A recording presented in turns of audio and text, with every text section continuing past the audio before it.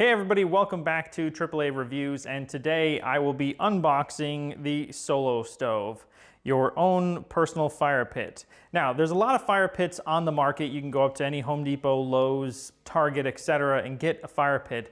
But why is this one here better than those, potentially, and why am I so excited about it? Well, the first thing is that it's completely all stainless steel. That means you can leave it outside and it's not going to rust or break down with the elements, which I found with a lot of those fire pits available. They're a little bit lower end. Most of them are made over in China, and they're just, the quality's not there. So let's get and start talking about the Solo Stove.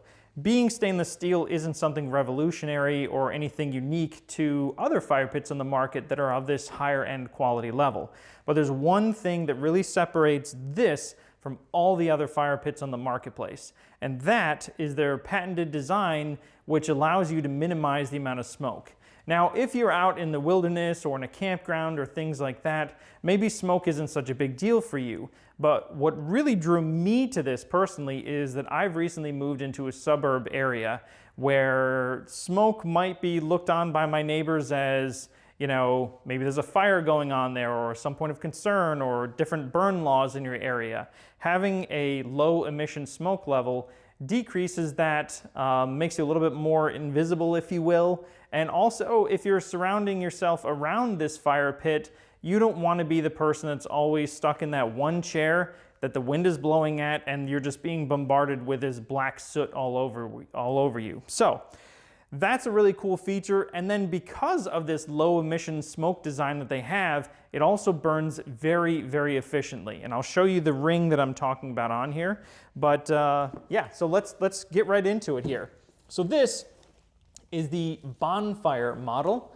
Now the Bonfire is their middle size. The other two sizes are the Ranger and the Yukon. Now the Ranger is a 13-inch diameter ring up top and a 15-inch base. The Bonfire is a slightly larger size. So the Bonfire is a 17.5-inch diameter ring. The Ranger is a little less than 13-inch, and the Yukon, the mega of them all, is almost a 24-inch diameter ring on top, which for me, that was too big. That's probably if you've got a whole large fire pit area and you're gonna have several people around it. If you're going to be using this for transporting it, you know, going on trips with, maybe the Ranger, the smallest one, because it's only gonna be a foot diameter. But for me, you know, something that's this small isn't quite gonna do it. So I thought that this one is the way to go. Now, first thing I'll say is I do like the packaging so far. This is heavy duty styrofoam. You can see none of it's broken. It's about an inch thick, which means they're certainly caring about their products, which I like. All right, so inside the box, you have the cover. Now again, this is stainless steel, but you do want to take care of it. So having a nice cover is nice afterwards, especially because you don't want little rodents or critters or this or that. All right. So this is the size of it. And this will give you an idea. Put a mat out so I don't scuff up the floor. So this again is roughly 18-inch diameter, and then it cones out to being about 20-inch diameter here. So this inner ring is about 18. The Ranger is going to be about this size and a little bit shorter, and then the Yukon is going to be probably about this size right here, about 24 inches in diameter, which for me, that's way too big for what I'm looking for. So let's go ahead and pull this in here. Pull this out.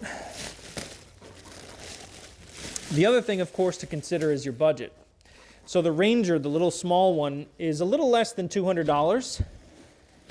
The Bonfire, which is this one here, is around $250. And then the Mega Yukon, well, that one there is about $450. So very pricey as you step up to the largest one.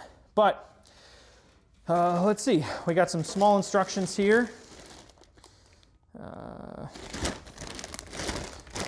This is another cover. Let's open this up just to see this. Okay. Yeah, so this is a more of a long-term kind of storage cover for it. Seems like it's made out of nice quality material. Again, we'll just kind of set that on over there. We'll take this ring off, set that there. All right, so let's go ahead and take a look on the inside here. So on the inside, there's a couple things I want you to note is all these little tiny holes punctured into this surface. It's beveled up. That allows air to get in. And then you also have these channels, these little tiny holes that are all punctured 360 degrees around.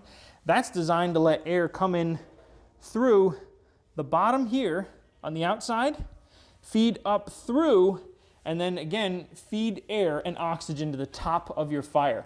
That makes for a very, very efficient flame and also low smoke because your fire is able to breathe really well.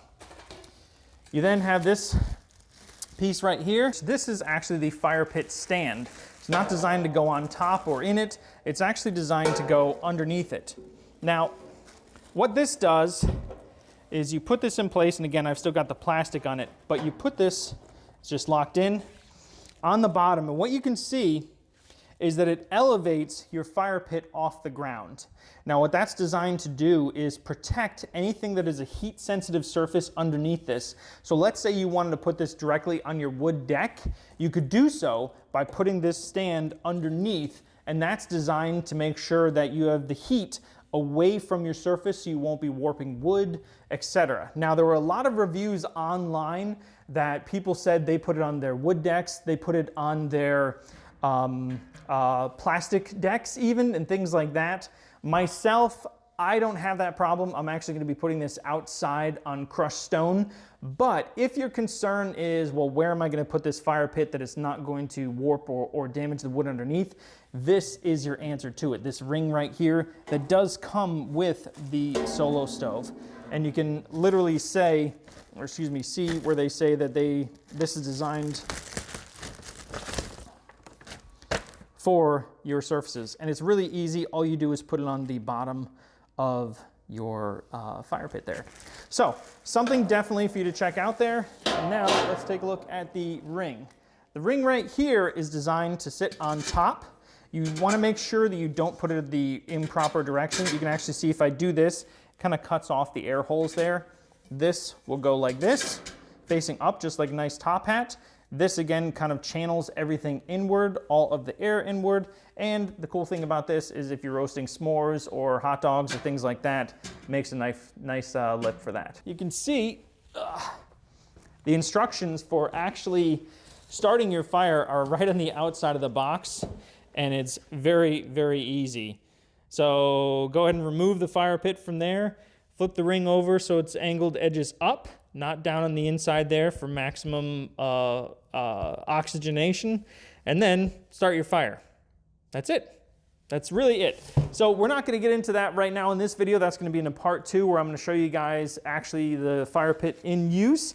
But I'm very excited, and if you are interested in this, of course, I'll have a link down below. Again, remember, my promo codes and coupons do have an expiration date on them, but I do go back to my old videos and update them. So if the code doesn't work, please come back to the video, go ahead and click the link again, see if it works for you. But remember to like, subscribe, tell me how much you like the video, how much you don't like the video, etc. We're trying to get to 1,000 subscribers on here. Anything you can do for us would be appreciated. Once again, this is AAA Reviews. Until next time.